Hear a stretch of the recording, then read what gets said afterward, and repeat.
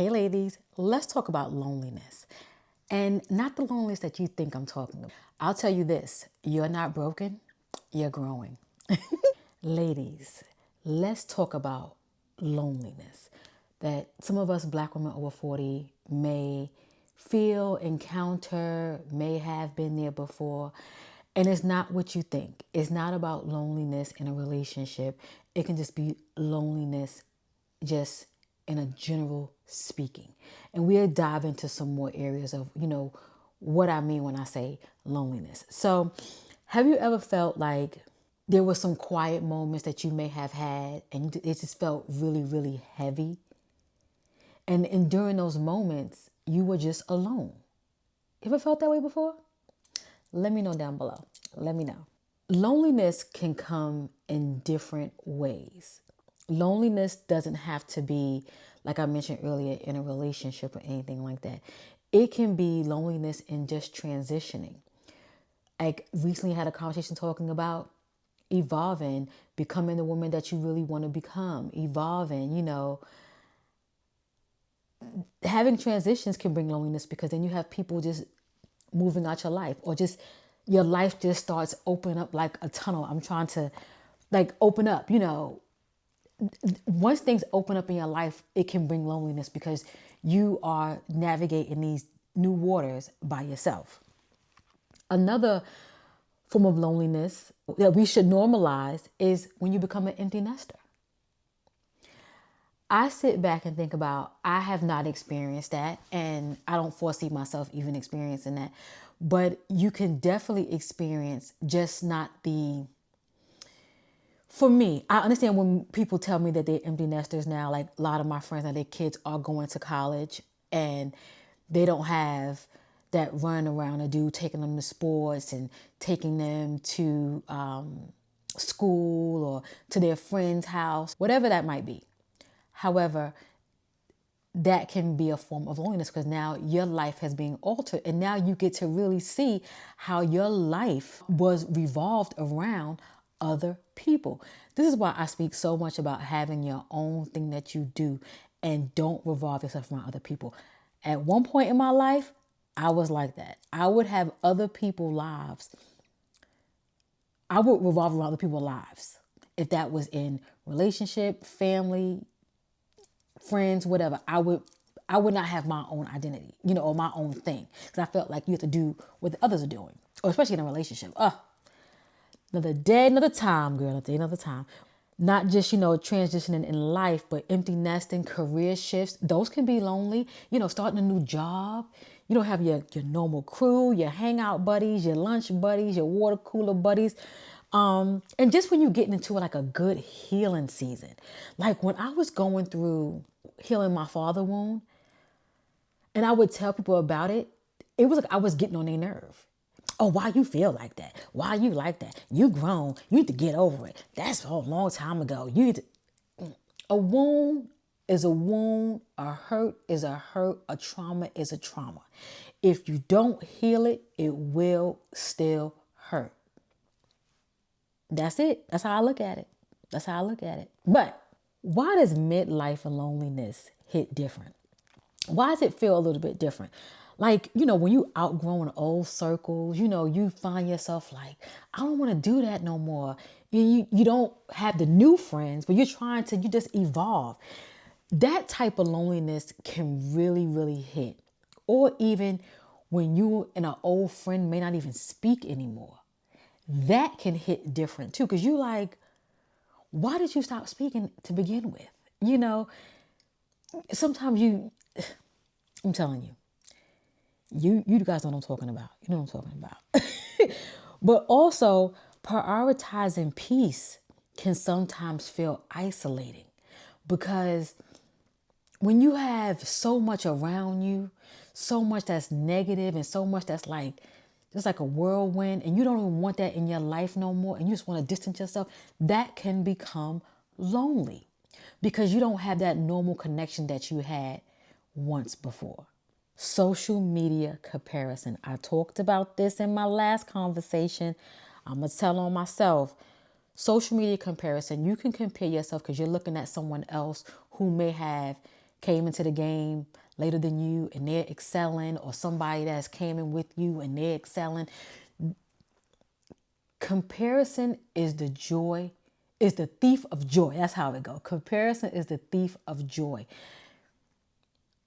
When you sit back and you compare yourself, that can make you isolate at that point. Now you're feeling so lonely because you're not even a part of the whole realm anymore. Don't do it. Don't do it. Don't do it. Now, finding wholeness within so you don't have to even deal with that loneliness. Learning how to enjoy your own company. Baby, I will be in here having a whole dance break, a whole concert. I'll be in here dancing in the mirror. I'll be in here just floating around the house, having a good time, going out by myself, having a good time. Would I have done that in my 20s? Probably not. Do people do that more so nowadays? Yes, they do. Have people done it before? Yeah, just maybe it wasn't spoken about. But I will tell you, I find so much joy in my own company now versus before I did not. And I know I'm evolving not only as a woman, but a person, an individual. Kelly, let me tell you something. I be out by myself. I know me, I'm very sociable. I can strike up a conversation with anyone and just have good conversation and just be by myself or be with them or, however that goes. Like I go out, shop. I'm talking to the girl in Sephora. I'm in Barnes and Noble. That's a place of quiet time. I'm in the corner talking about a book with somebody. What's your thoughts on this? Because I don't know. Should I read this book? Yes, I'm doing all things. At the cash register, I'm running my mouth. I just recently canceled my Costco membership because I have Costco's and BJ's. And I was like, you know what? I don't need both. I don't need both.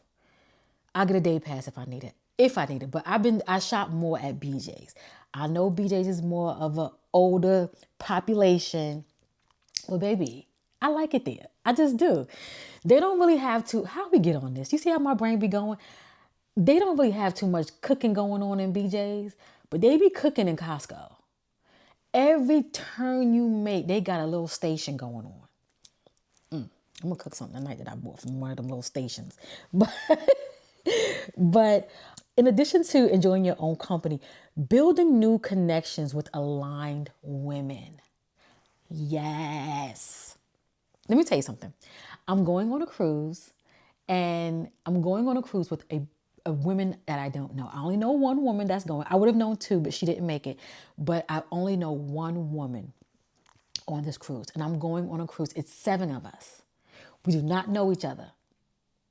And we're all jumping out. I'm going to say for me, I'm jumping out on faith to meet new women like-minded, just like myself, who are in their 40s, in their 50s, who are just living their best life and doing a damn thing.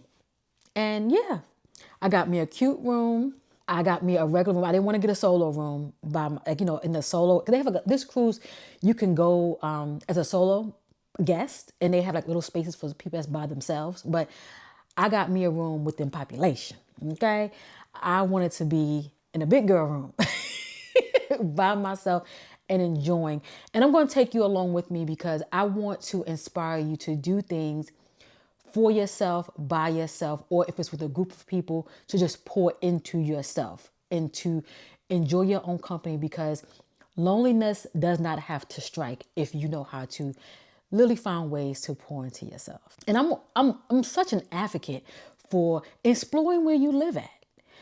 Even though I'm from New York, born and raised, and New York is like huge, living here in the Raleigh-Durham area, even though as time has been on, it's going to be 18 years I'm going to be here. And I'm coming to realize how small it is. But when I got here, it was so big because you don't know anybody. Anywhere you go where you don't know someone, it's always really, really big. But as you work jobs, meet people, go out. My kids went to high school here. My youngest did her whole school year here. So I met parents.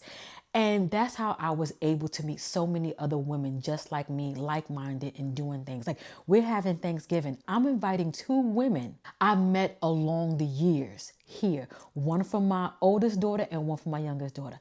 That just goes to show you how you can build community, friends.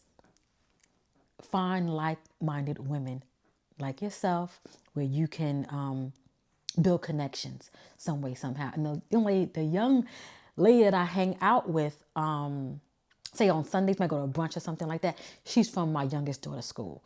And she's younger than me. She's younger than me from about maybe 5 years. So I can say 5 years where, so she's 44. Yeah, around there. I feel like within 5 years, 5, 6 years, you kind of have some of the same experiences. If not, you are aware of some of the same things, and then we both had daughters that were in the same grade. No, my daughter was in a grade above her daughter. So, you know, and they still friends to this day. So I was like, you know what? Come on over Thanksgiving. I invited her to Thanksgiving. Did I say that? Yeah. I invited her to Thanksgiving. And I invited my other friend as well. And she's my oldest daughter's best friend's mother. So we keep the connection going here. So, yes. In addition to that, me rambling,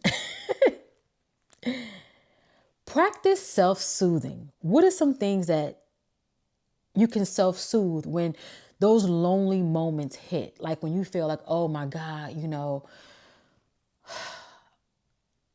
I feel alone. I feel by myself. And I know this may seem a little far-fetched or something like that. Go on some walks. I live in a neighborhood where I can just get up and put my sneakers on. I don't have to look my best. Go out and walk. Do one good lap. Journaling.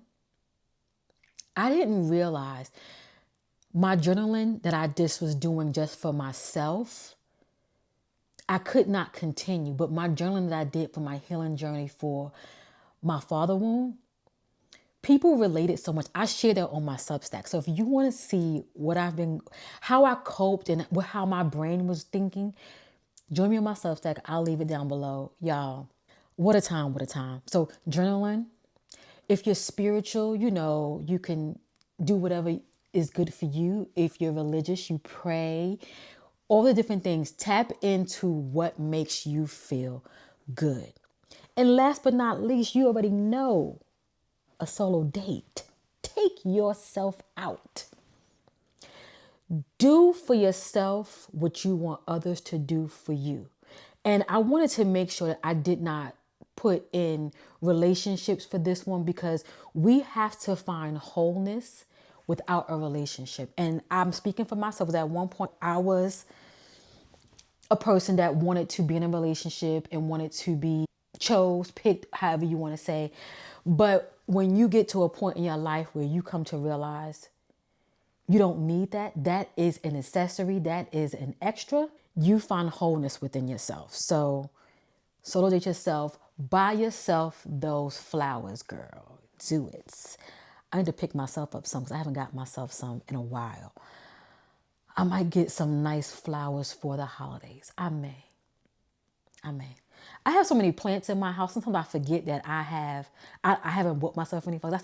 I see plants and greenery every day.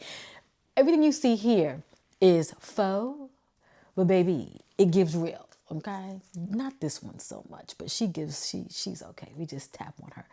But my palm or fern, whatever she is over there, she looks good. But downstairs, everything is real. Everything is real. Last but not least, turning solitude into strength. How alone time can birth creativity, clarity, and confidence. Sometimes when we have so many different things and distractions in our lives, we tend to forget about ourselves. I've been there, I know, so that's why I'm preaching it, because I had to sit back and grab myself and say, Kelly, you her. You is her, okay? You is her. So don't let loneliness in any form or fashion tear you down and break you down. I want to leave you with this. I always let you know that you're not behind, you're becoming, and you are evolving into the best person that you can possibly be. And even if you have setbacks along the way, it is okay, because I've had my share. And who am I to say? I might have another one. I don't want another one, but we can't control this. We can only live it. We can have roadblocks and we can have precaution signs or caution signs and things like that that we can put up and to prevent certain things, or when we see certain things coming, we can kind of pivot and turn. But life be lifing. Life be lifing and things happen. So I hope you enjoyed this. And if you have, shoot with another Black woman over 40 who would love to hear this conversation and would love to know that she's not alone. And I will catch you in the next conversation. Go ahead and subscribe. Subscribe.